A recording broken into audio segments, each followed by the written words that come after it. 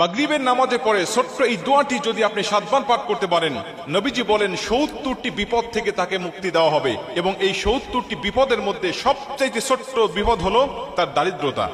নবীজি সাল্লাল্লাহু আলাইহি ওয়াসাল্লাম তিরমিজি শরীফের 3601 নম্বর হাদিসের মধ্যে বলেন যে তোমরা এই দোয়াটি নিয়মিত পাঠ করো। এই দোয়াটি যদি কেউ নিয়মিত পাঠ করতে পারে, আল্লাহ পাক তাকে 70টি বিপদ থেকে হেফাজত করবে। এবং এই 70টি বিপদের মধ্যে সবচেয়ে ছোট্ট বিপদ হলো তার দারিদ্রতা। দারিদ্রতা হলো আমাদের জীবনের সবচেয়ে বড় বিপদ। আর নবীজি বলছে 70টির মধ্যে দারিদ্রতাই হলো ছোট্ট বিপদ। তার মানে আরো বড় বড় যত বিপদ আপদ বালা মুসিবত রয়েছে, আল্লাহ সব বালা মুসিবত থেকে আমাদেরকে হেফাজত করবে।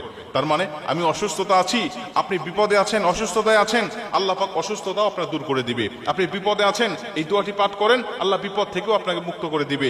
আপনি দুশ্চিন্তায় আছেন, ডিপ্রেশনে আছেন, এই দোয়াটা পাঠ করেন, আল্লাহ দুশ্চিন্তা থেকেও আপনাকে মুক্তি দান করবে।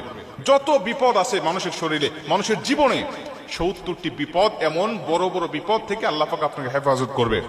রাসূল সাল্লাল্লাহু আলাইহি ওয়াসাল্লাম বলেন, হযরত আবু হুরায়রা রাদিয়াল্লাহু তাআলা আনহু বর্ণনা করেন, রাসূল সাল্লাল্লাহু আলাইহি ওয়াসাল্লাম বলেন, তোমরা লা হাওলা ওয়ালা কুওয়াতা ইল্লা বিল্লাহ এই দোয়াটি বেশি বেশি পাঠ করো, কেননা এটা হলো জান্নাতের রত্ন ভান্ডার।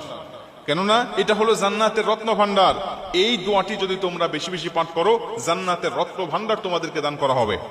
এবং এই হাদিসের শেষের দিকে নবীজি সাল্লাল্লাহু আলাইহি ওয়াসাল্লাম বলছেন, তোমরা যদি এই দোয়াটির সাথে আরেকটু দোয়া যোগ করে যদি পাঠ করতে পারো, তাহলে তোমাদেরকে 70টি বিপদ থেকে মুক্ত করা হবে। কি সেই দোয়া? নবীজি বলছেন, লা হাওলা ওয়ালা কুওয়াতা ইল্লা বিল্লাহ ওয়ালা মানজা মিনাল্লাহি ইল্লা ইলাইহি। এই দোয়াটি আপনি পাঠ করবেন, খুশি যখন মনে হবে তখন পাঠ করবেন। বিশেষ করে মাগরিবের নামাজের পরে আপনি 7 বার এই দোয়াটি পাঠ করবেন, একনিষ্ঠতা নিয়ে, আল্লাহর উপরে তাওয়াক্কুল রেখে। ওমান ইয়াতাওয়াক্কাল আলাল্লাহি ফাহুয়া হাসবুহ, আল্লাহর উপরে পরিপূর্ণ তাওয়াক্কুল রেখে যখন আপনি আমলগুলো করবেন, আল্লাহ পাক অবশ্যই আপনাকে বিপদ আপদ বালা মুসিবত থেকে সম্পূর্ণ হেফাজত করবে। এই ছোট্ট ছোট্ট দোয়ার আমলগুলো যখন আমরা করি, এর পাওয়ারফুল দেখে, এর কার্যকারিতা দেখে আমাদের ঈমান বেড়ে যায়। নবীজি সাল্লাল্লাহু আলাইহি ওয়াসাল্লাম বলেন, এই ছোট্ট ছোট্ট আমল করার কারণে মানুষ সওয়াবের অধিকারী হয় এবং এইটা দেখে মানুষের ঈমানও বেড়ে যায়। আমরা